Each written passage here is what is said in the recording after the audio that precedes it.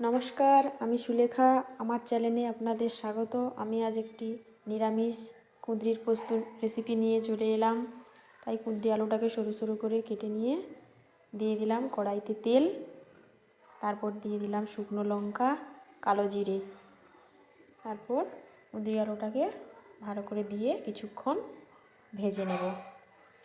তারপর দিয়ে দিলাম টমেটো কুচি, টমেটোটাও ভালো করে নাড়াচাড়া করে দিয়ে দিলাম হলুদ গুঁড়ো, লঙ্কা গুঁড়ো, লবণ, তারপর দিয়ে দিলাম স্বাদ মতো চিনি, দিয়ে কিছুক্ষণ নাড়াচাড়া করব। তারপর দিয়ে দিলাম পোস্ত বাটা, তারপর দিয়ে দিলাম একটু গরম জল।